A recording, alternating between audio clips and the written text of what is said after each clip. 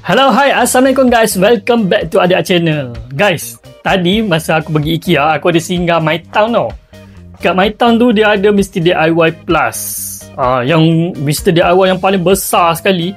So, Mr. DIY yang paling besar yang aku tahu setakat ni MyTown dengan dekat May Valley kan. May Valley aku belum pernah pergi lagi. So, tadi aku pergi MyTown. Ada anak aku jumpa ni guys. Aku beli kabel USB to USB-A to macro. Aku suka kabel ni sebabnya dia fast charge. Nampak ni, dia tulis fast charge 3.3A.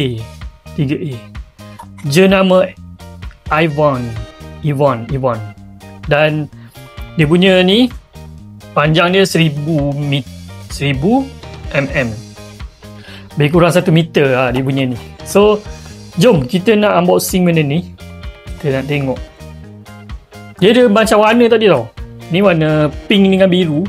Tadi dia ada warna kuning pun ada juga. Dia macam warna-warna gradient macam ni. So, jom kita unboxing guys. Okay guys, ni dia guys. Dia nama Evon. Bukan Evon Evon. Okay, fast charge 1000 mm.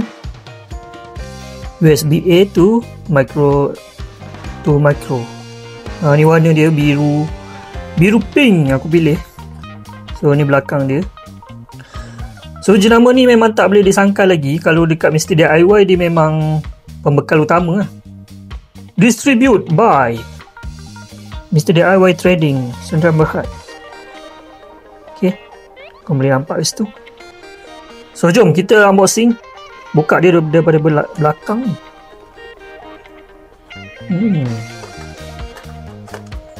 Macam mana ni buka dia ni? Macam tu saja. Bismillah. Wow, cantik kan dia punya ni. Dia punya tali dia punya tali ni macam apa panggil? Braided.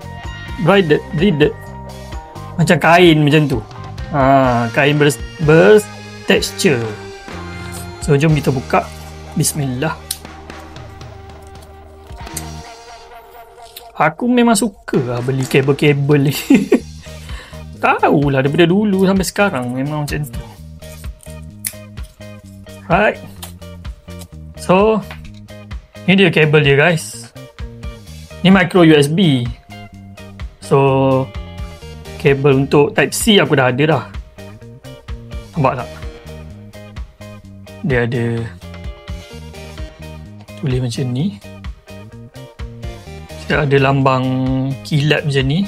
Dan jenama dia Evon. Kat sini. Tali dia panjang juga ni, 1 meter. Okay. So kita dah unboxing dah. So okay guys, siapa yang nak dapatkan kabel jenama Evon daripada Mr. DIY ni, boleh tekan link dekat bawah macam biasa. Alright. So itu je, kita jumpa lagi next video. Assalamualaikum. Bye.